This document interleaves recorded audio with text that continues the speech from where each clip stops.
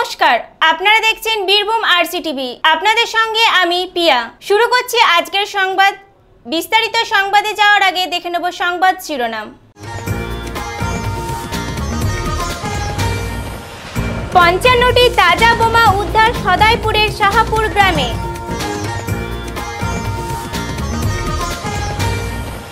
শান্তিনিকেতনে শুরু হলো ঐতিহ্যবাহী মাঘ মেলা।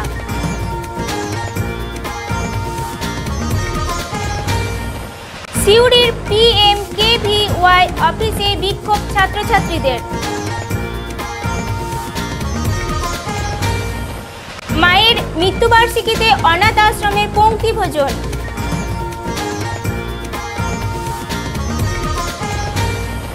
মোহাম্মদবাজারে সরস্বতীদের হাতেই সাজছে সরস্বতী।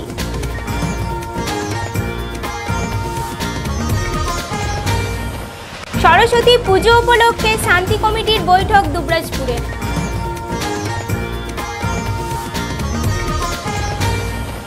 এবার সংবাদ বিস্তারিত।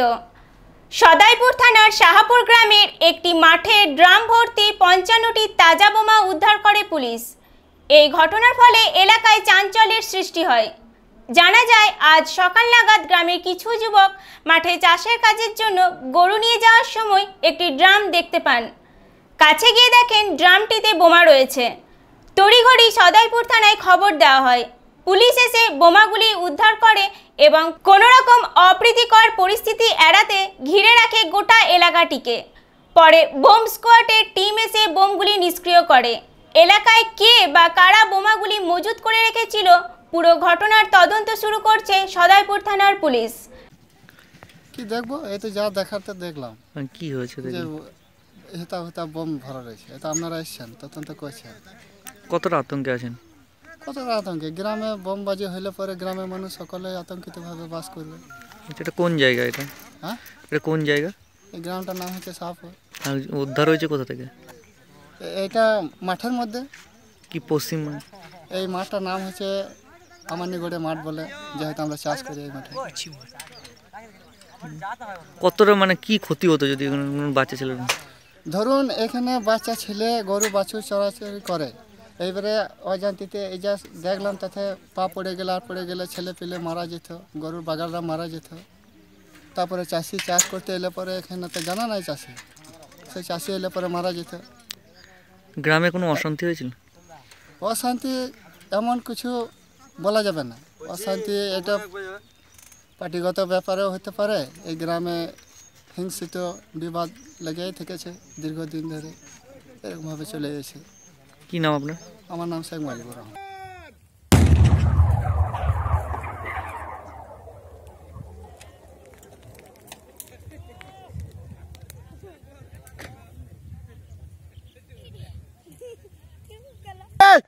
ফায়ার!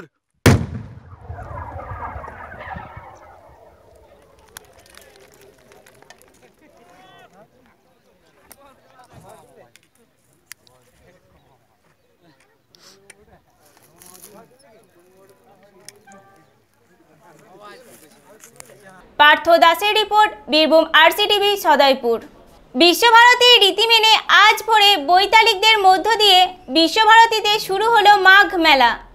এই মেলা এবার ৯৭ বছরে পদার্পণ করলো।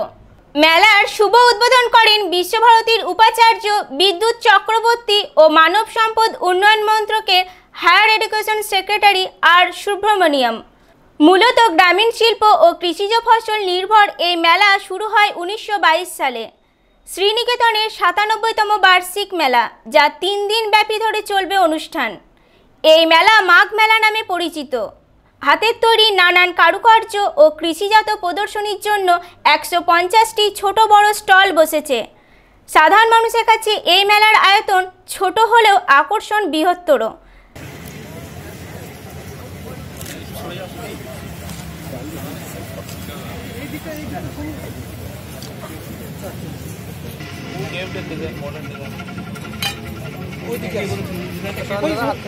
মডার্ন ডিজাইন গুলো কে করছে?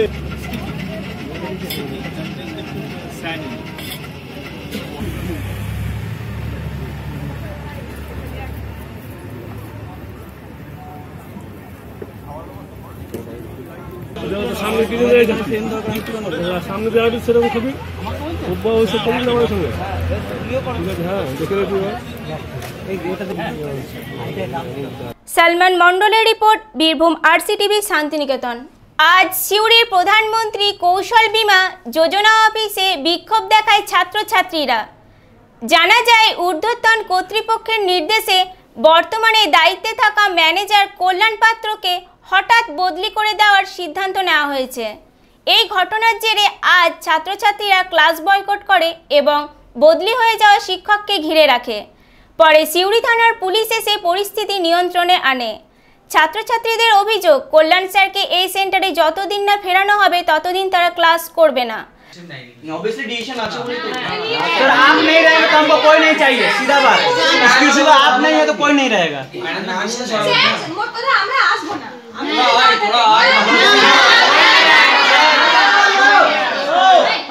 আমি আসছি তোদের সঙ্গে বললাম তো আমি তো আছি অলরেডি। আচ্ছা যদি আপনারা স্যার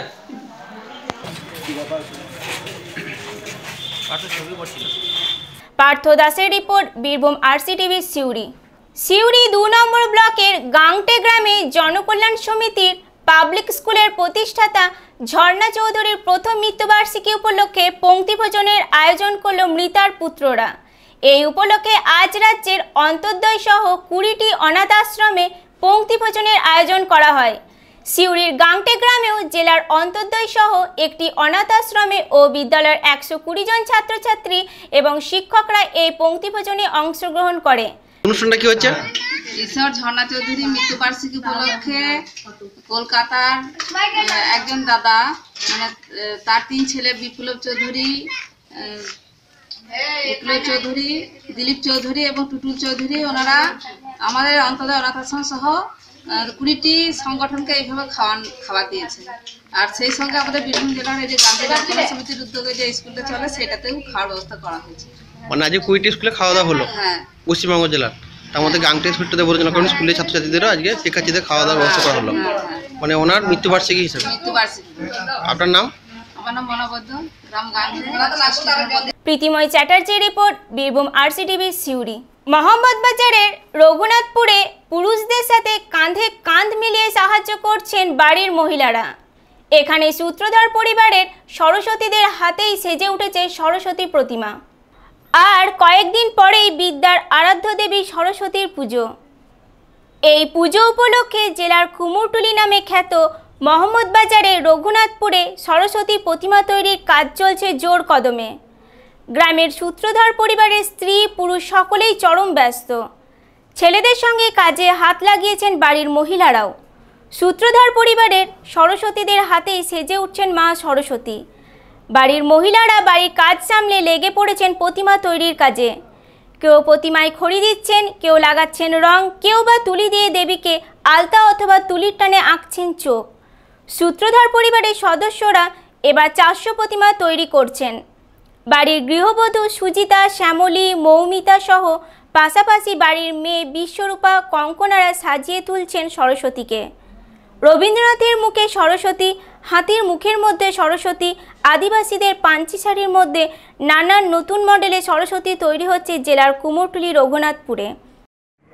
এই পুজোতে প্রতি বছর যে সরস্বতী পুজো হয় তখন তোমরা কি কি কাজ করো?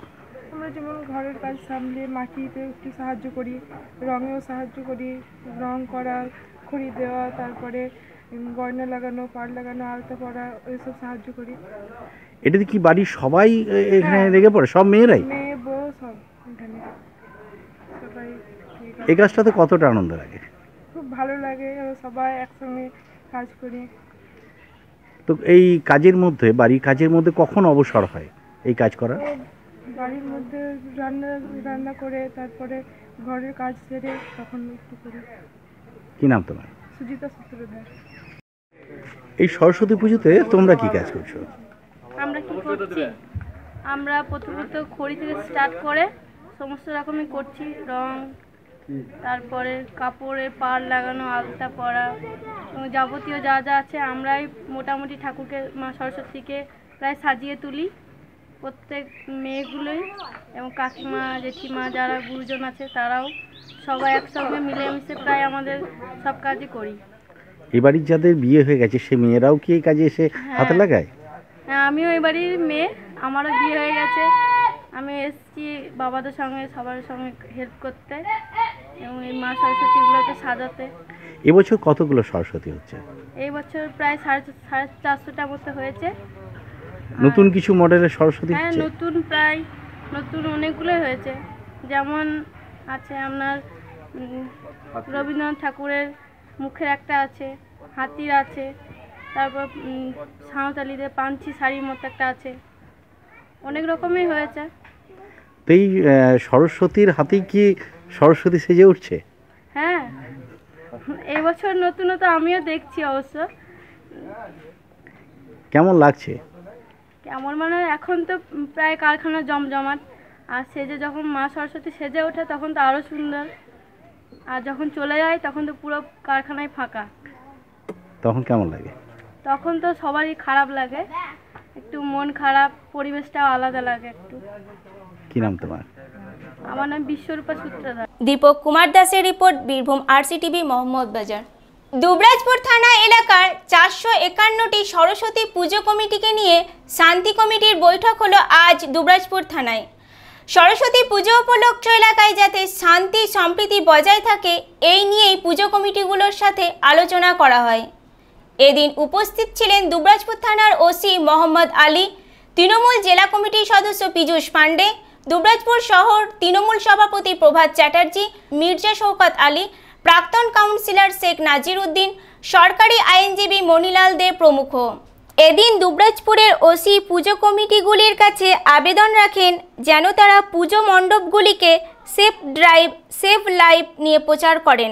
যতটা পারে সবাই ভালোভাবে পুজো কাটান, পুজো ভালো কাটুক, একে অপরের পাশে থেকে আনন্দ উপভোগ করি এবং পরীক্ষাটার কথা মাথায় রেখে সবাইকে আগাম শুভেচ্ছা রইল এই বলে আমার সংক্ষিপ্ত বক্তব্য শেষ করলাম। বাঙালি 12 মাসে 13 পার্বণ, সেই আমরা পয়লা বৈশাখ থেকে শুরু করি, তারপর আমরা বিভিন্ন উৎসব পার করে সেই রথযাত্রা থেকে ঈদ, দুর্গাপুজো, মহরম, কালী পুজো বিভিন্ন অনুষ্ঠান পার করে বসন্তের দ্বার প্রান্তে এসে আমরা সরস্বতী পুজোয় মিলিত হই। সরস্বতী পূজা মূলত ছাত্র যুব সমাজের কাছে একটি অন্যতম পূজা এবং অন্যতম উৎসব। এই সময় ছাত্র যুবকরা মেতে থাকে এই উৎসবের জন্য। এই পুলিশ আগেও ছিল, কিন্তু বর্তমান পুলিশ মাননীয় মুখ্যমন্ত্রী মমতা ব্যানার্জি, পুলিশ মন্ত্রী তার নেতৃত্বে এবং আলী সাহেবের মতো দক্ষ অফিসারদের নেতৃত্বে আমরা পুলিশ যে মানুষের বন্ধু, এটা কিন্তু আমরা আগে আজ থেকে 7-8 বছর আগে যদি পিছিয়ে যাই ভুলে গেছিলাম। পুলিশ মানেই একটা মানুষ ভয় করতো, তা কিন্তু নয়। কোনো অসুবিধা হলে এখন তো আমার মনে হয় দুবরাজপুর থানা 20 মিনিটের মধ্যে দুবরাজপুর থানার যে কোনো সেই পদুমা অঞ্চল হোক আর লোবা অঞ্চল হোক আর বালিজুড়ি হোক লক্ষ্মীনারায়ণপুর হোক পৌঁছে যায়, কোথাও কোনো ডিস্টার্ব নাই। তাই সকলের কাছে আমার ব্যক্তিগত অনুরোধ, শান্তিপূর্ণভাবে সুন্দরভাবে যাতে এই সরস্বতী পুজো পেরোয় সেটা দেখবেন, কারো যেন কোনো ক্ষতি না হয় সেদিকটা দেখবেন। সেফ ড্রাইভ সেভ লাইফের কথা বলেছেন, কয়েকদিন আগেই আমরা অনেক চেষ্টা করছি, তবু অসাবধান হলেই কিন্তু মৃত্যু আসন্ন।